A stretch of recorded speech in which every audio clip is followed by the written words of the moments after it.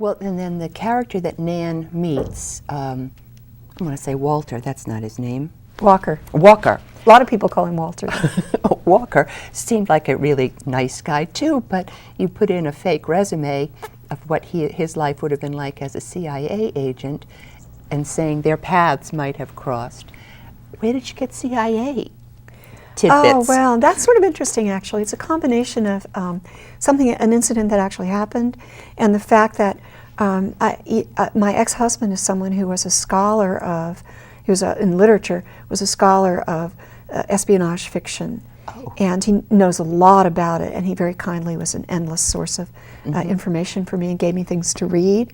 And we wrote a book together that some years before this that was a literary biography of Ian Fleming. So, you know, I had some knowledge there and somebody to draw on. So I was interested in the whole CIA thing.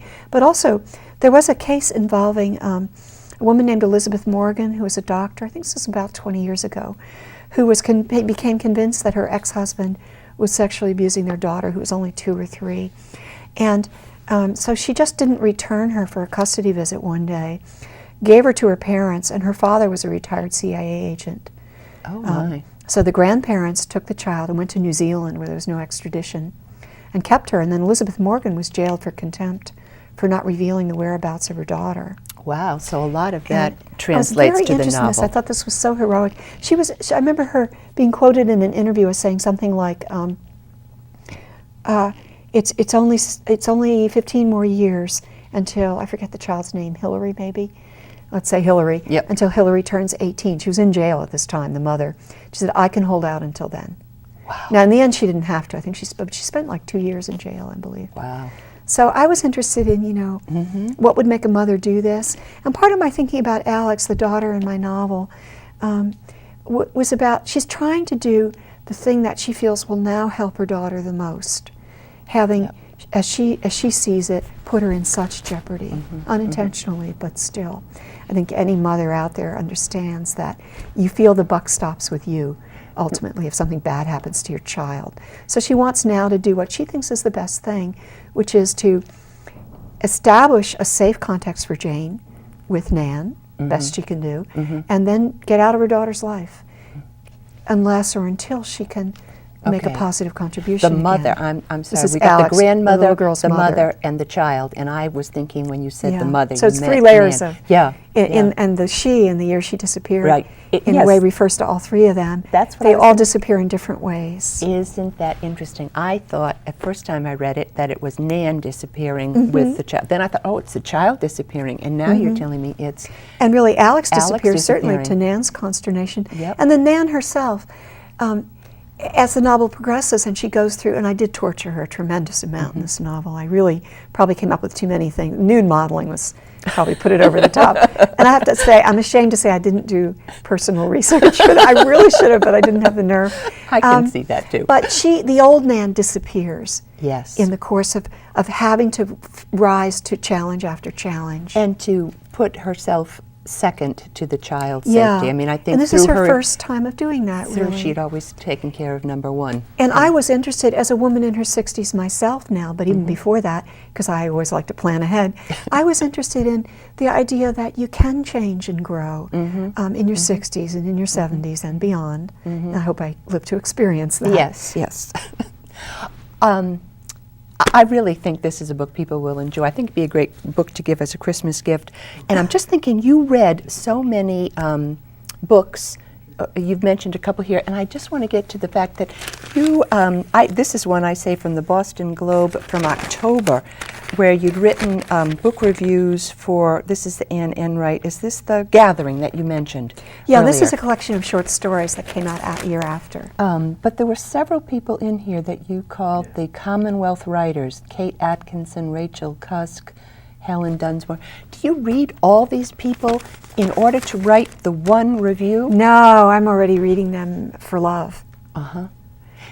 When you get an assignment like this, have you queried the paper and said, this is what I want to write about? Or did they write to you and say, hey, there's this new book that's really doing well? It works both ways. I mean, I've been really lucky to hook up with two really wonderful editors, book editors at the Globe, current editors Jim Concannon. He's I think, very good at matching reviewers with authors, passionately interested in literature. And so sometimes he'll send me something he thinks would work. I was really thrilled when he sent me William Trevor's collection a few years ago. It called A Bit on the Side. I was really thrilled because I thought, wow, I am entrusted with, the biggies.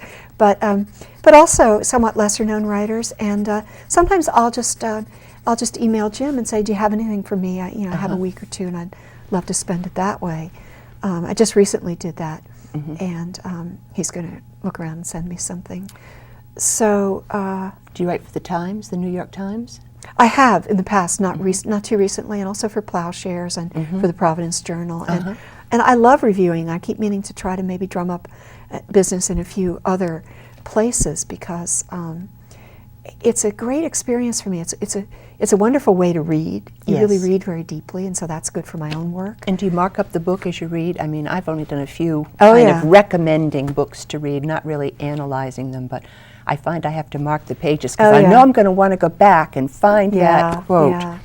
And I try to be generous with quotes because as someone who reads reviews to see what I should go and get for my library, if I can get a sense of the voice of the author, that really tells me, almost more than anything else, whether I'll enjoy reading the book. You ended this quote, this review of The Gathering, with this little line that I thought was kind of interesting, and we're running close to time, so I'll read it fast. The 31 stories form a sort of advent calendar, tiny jewel windows that open onto your own deep worlds. Let us savor them for a moment in all their unresolved, ambiguous beauty, then shut again. I thought that's a great way to think of short stories. They were jewels of an advent calendar. Especially these Enrights, I think. Yeah. And she's able to do it satisfyingly in a way that would be quite difficult. Okay. Bitter Lake was the other novel. Happiness and Thoreau's Laundry are your books of short stories. Yes. Which of those two short stories has Nan Mulholland as a character in? She's way back in the first one, Happiness, which came out in '94. Okay. Yeah. I would like to go read some more Nan. We are running to the end here, and it's been a joy having you come. For me too. I am still amazed that you are a grandmother. You look much younger. You too. Oh, no, I don't. Look at this gray hair. But we hope all of you grandmothers out there will look for The Year She Disappeared. And those of you who aren't grandmothers, read it too. It's a good story. Then join us again next time on The Writers. Thanks. Thank you. I hope.